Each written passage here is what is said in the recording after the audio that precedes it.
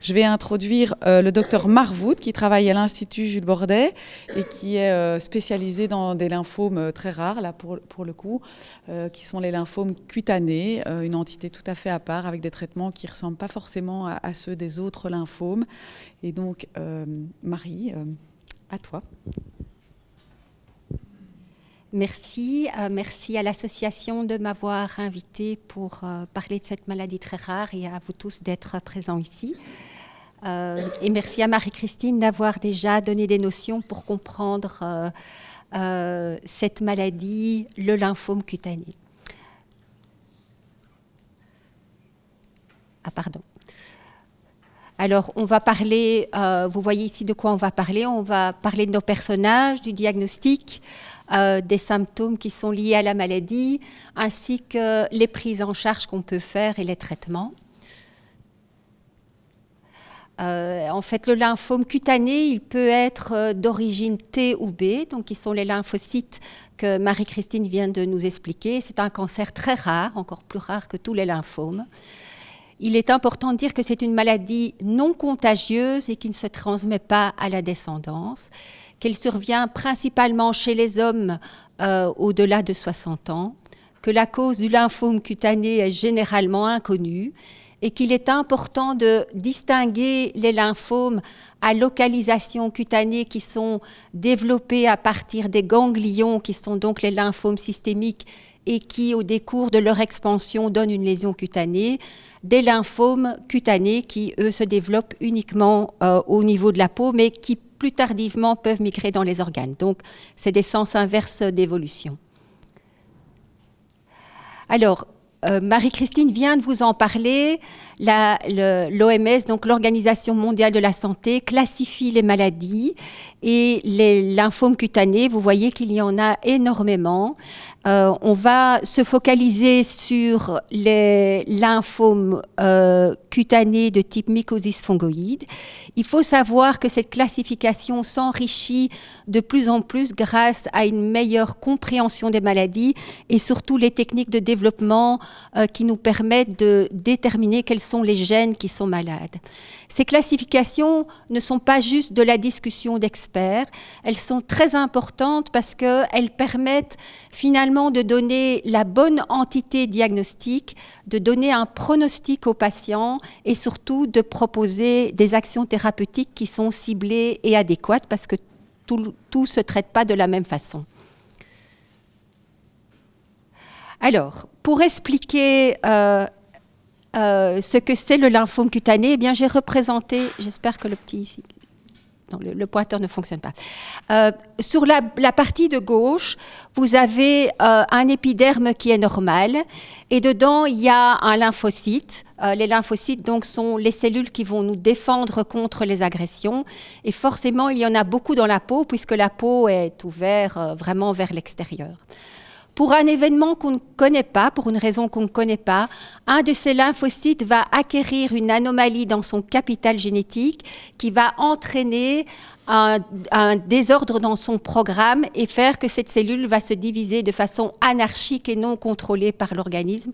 Et comme l'a dit Marie-Christine, elles vont devenir immortelles. Quand elles vont être présentes, ces cellules anarchiques, elles vont aussi garder leur fonction primaire, c'est-à-dire qu'elles étaient là pour défendre contre les agressions sur le plan cutané.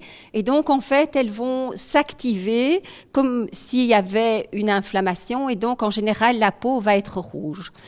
Au fur et à mesure de leur accumulation, en fait, la peau va s'épaissir et se gonfler. Donc, vous avez vu sur la gauche, au départ, les gens vont juste avoir des macules, mais par après, bien, ça va s'épaissir parce qu'il y a plus de cellules qui vont se concentrer au niveau de la peau, ce qu'on appelle les plaques. Et parfois, les quantités de cellules sont à ce point importantes que l'on va voir un nodule au niveau de la peau qui peut s'ulcérer parce qu'il n'y a pas beaucoup de vascularisation.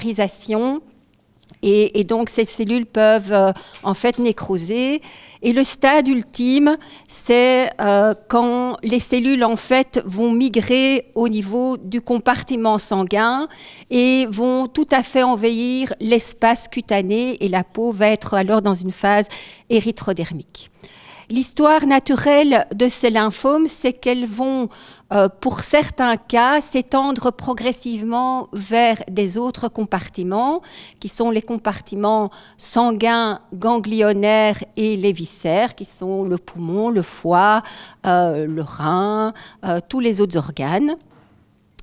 Voilà, ça c'est où peut aller le lymphome cutané. Alors, quels sont les symptômes de ces maladies ? Les manifestations sont un peu différentes d'un lymphome à l'autre et en fonction des lymphomes T et des lymphomes B. C'est pour ça que c'était trop compliqué de vous présenter tout ça.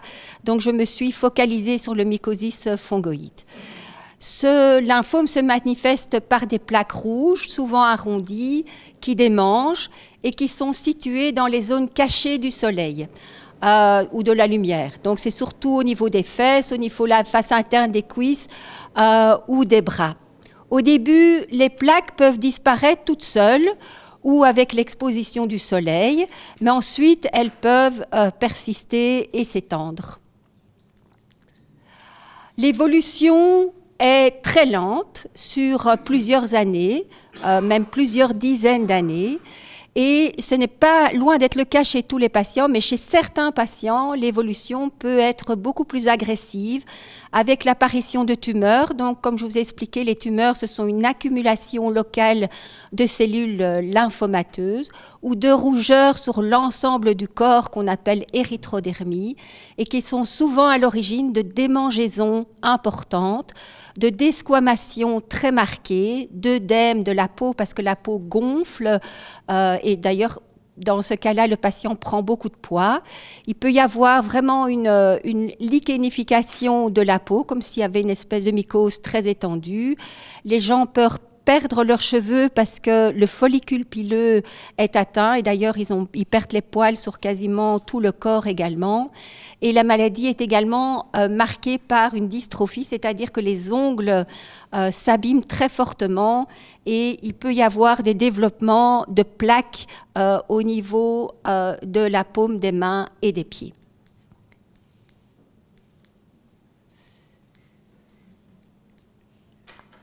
Voilà. Alors, comment fait-on le diagnostic ? C'est que le diagnostic repose sur des faits cliniques et des examens complémentaires.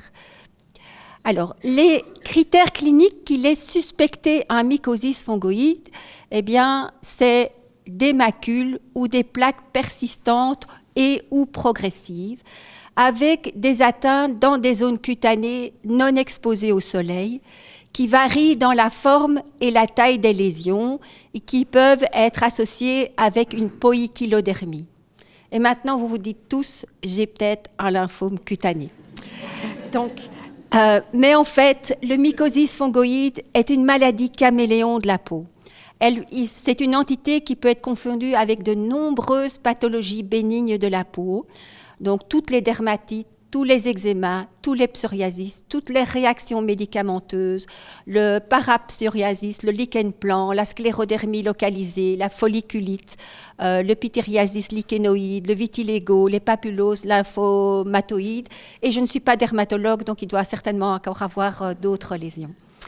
Et donc, c'est ça qui rend extrêmement difficile le diagnostic précis de cette maladie parce qu'il y a, bon, quand on est un peu expert et quand on voit des patients comme moi dans des maladies très avancées, c'est facile à repérer, mais pas dans les stades très précoces.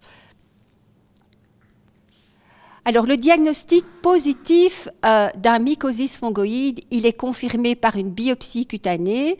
Alors, une biopsie cutanée, c'est très simple à faire. On fait une petite anesthésie locale et le médecin va prendre un morceau de peau plus ou moins profond avec un scalpel et en général, on met un petit point de suture. C'est important qu'on prenne un morceau de bonne qualité pour pouvoir faire l'analyse de toutes les sous-couches de la peau. Sinon, on ne peut pas examiner la structure de la peau. Vous avez vu sur l'image de départ que la peau dans son ensemble peut être déformée. On va faire des analyses au microscope et ça c'est le médecin anatomopathologiste. Il va regarder la structure de la peau et sa désorganisation.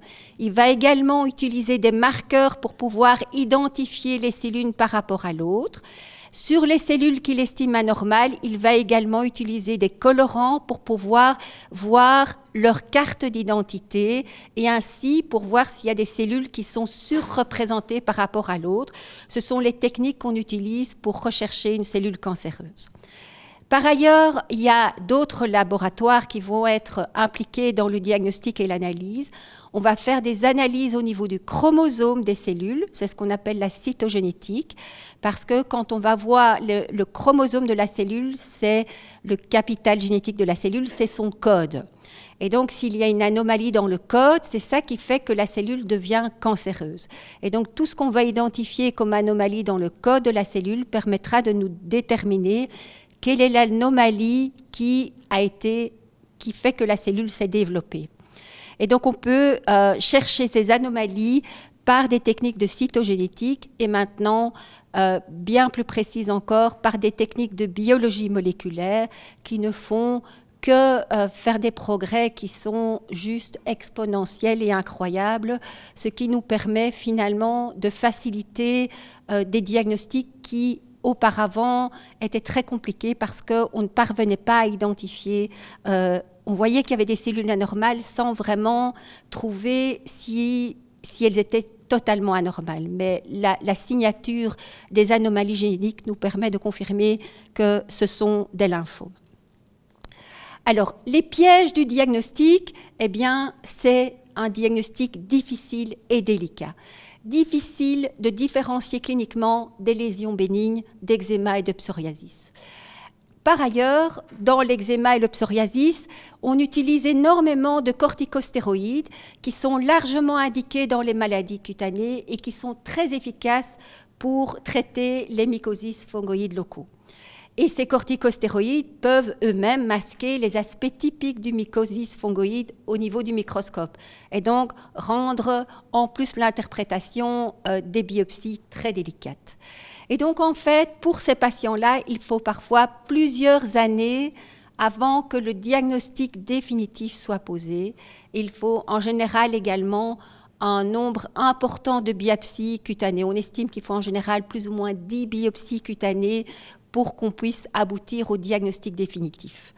Alors, on ne peut pas dire que c'est nécessairement de l'errance diagnostique, c'est parce qu'au départ, en fait, les maladies, on ne parvient pas à trouver la cellule cancéreuse et peut-être qu'un jour, avec des techniques de biologie moléculaire plus précises, on tombera dessus. Mais je vous dis, c'est vraiment des diagnostics qui sont très difficiles, même avec des dermatopathes, donc ce sont des dermatologues spécialisés en anatomopathologie, et avec l'ensemble d'équipes multidisciplinaires, même a posteriori, on ne parvient pas toujours à avoir identifié le lymphome au départ.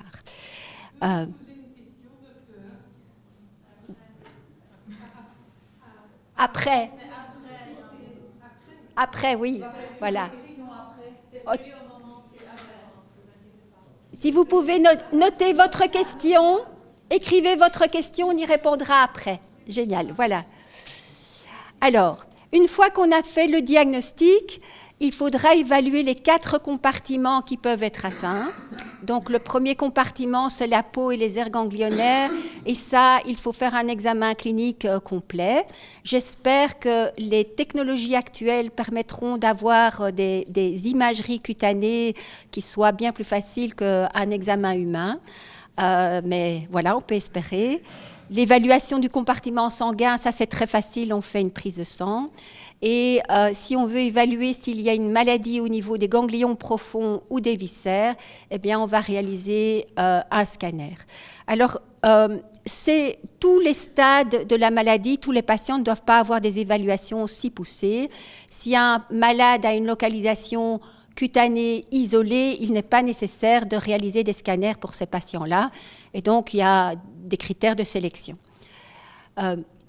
C'est important de savoir plus ou moins à quel stade sont les patients parce que l'histoire naturelle de la maladie et la façon de traiter le patient va être différente.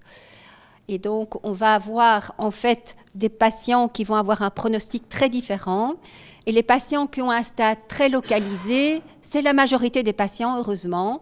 Donc 78% des patients vont être diagnostiqués à un stade 1, alors que les stades 4, ce sont des maladies, dans les maladies rares, encore des maladies plus rares. L'espérance de vie des patients qui ont un mycosis fongoïde, eh bien, très bonne nouvelle, pour la majorité des patients, elle est identique à la population normale. Et si on prend tous les mycosis fongoïdes avec les syndromes de Sézary, la survie globale médiane est de 18 ans. Malheureusement, ces très bons résultats ne se traduisent pas pour toute la population, puisque la population des patients qui ont un stade avancé, elle a un pronostic qui est nettement moins bon, puisque la survie globale à 5 ans n'est d'environ que de 20 à 30%, et c'est pour cette raison qu'il faut concentrer les efforts de traitement sur ce groupe de patients-là. Alors justement, comment est-ce qu'on va traiter le mycosis fongoïde ? C'est d'abord une maladie qui est incurable et donc chronique. Attention, incurable, ça ne veut pas dire qu'on n'a pas de traitement. D'accord ? Il faut bien retenir ça. Donc c'est comme vous pouvez avoir un diabète insulino-requérant, eh bien c'est une maladie incurable, mais vous avez un traitement.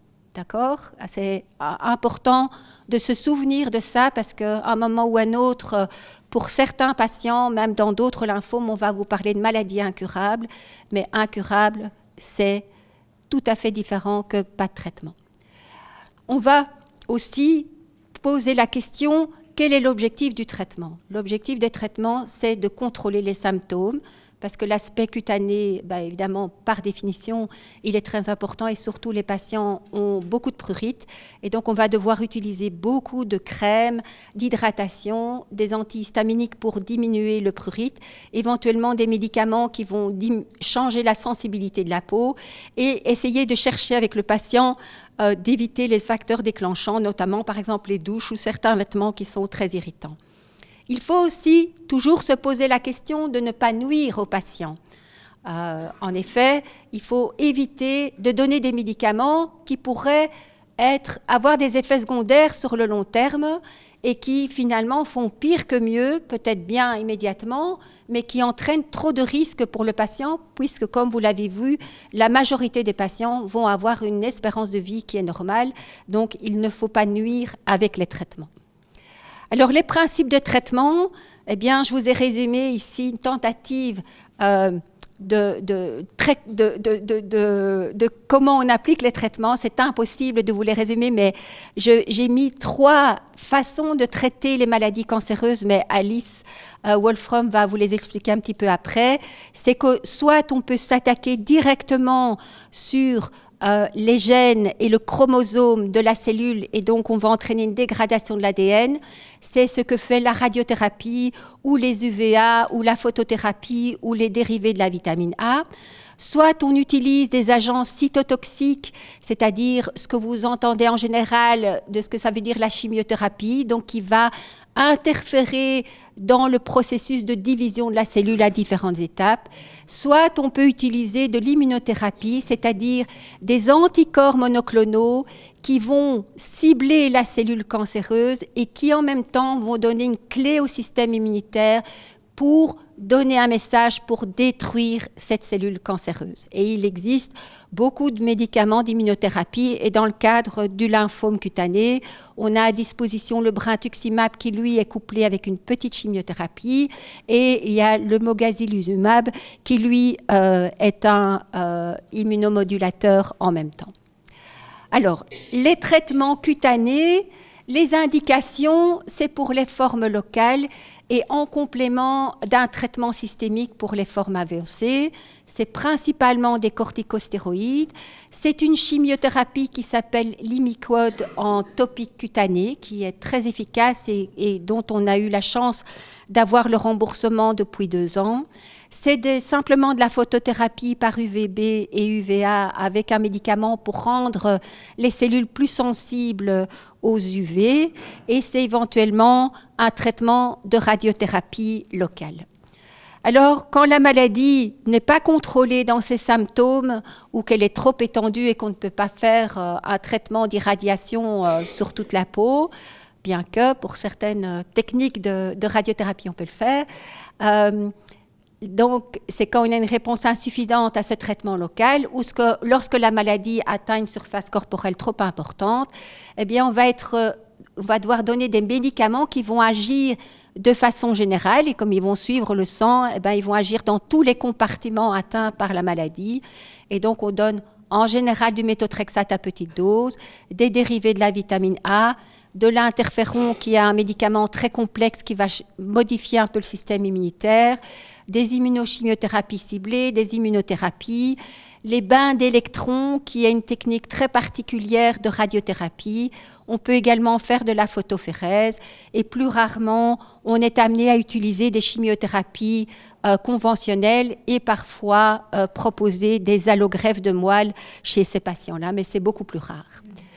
Alors le choix du traitement, il est guidé par le stade, les symptômes, l'historique de traitement et la tolérance au traitement. C'est important que ces maladies soient prises en charge par une équipe expérimentée, surtout pour reconnaître les effets secondaires des traitements qui peuvent parfois être très sévères. Et compte tenu de la bonne espérance de vie, eh bien, je l'ai déjà dit, il faut éviter les effets secondaires sur le long terme. En conclusion, le mycosis fongoïde est un cancer très rare de la peau, généralement de bon pronostic.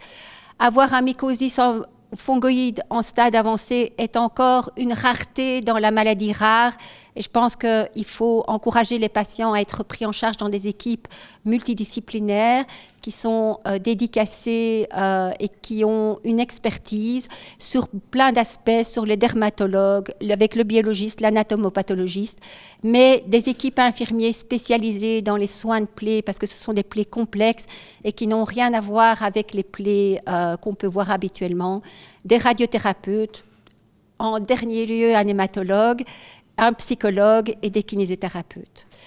Très important, c'est l'importance d'avoir des associations de patients pour soutenir ces patients qui en fait peuvent souffrir énormément par leur aspect, mais également les faire reconnaître auprès des autorités de santé pour avoir une meilleure intervention dans les soins de support parce que les crèmes qu'ils doivent utiliser leur coûtent une fortune. Vous savez tous que dès que vous avez passé la porte de la pharmacie, votre portefeuille s'est déjà vidé de 50 € et quand vous repassez de l'autre côté, c'est 50 € encore en plus et tous ces traitements-là sont absolument pas remboursés. Les soins cutanés sont très coûteux et donc il faut absolument mettre des équipes sociales aussi pour aider les patients-là. Et je voudrais terminer qu'il y a quelques années, j'avais eu l'occasion d'écouter une association de patients qui parlait à la Société américaine d'hématologie et j'avais vraiment apprécié l'intervention du patient expert qui me dit « Moi, j'ai une maladie rare ». Et donc, nous, on essaye de s'efforcer de donner la connaissance et les outils pour que le patient puisse s'informer sur cette maladie. Mais grâce aussi à cette capacité de s'informer, le patient va aussi peut-être entendre qu'il existe quelque chose pour sa maladie parce que lui, il devient expert dans sa maladie rare. Et moi, du mycosis fongoïde en stade avancé, j'en pratique, je vais dire, régulièrement. Mais j'ai aussi d'autres maladies et je pense vraiment que les patients parfois nous apportent dans ce genre de maladie des possibilités de pouvoir prendre contact avec des autres équipes pour enrichir la prise en charge. Merci beaucoup, merci à vous.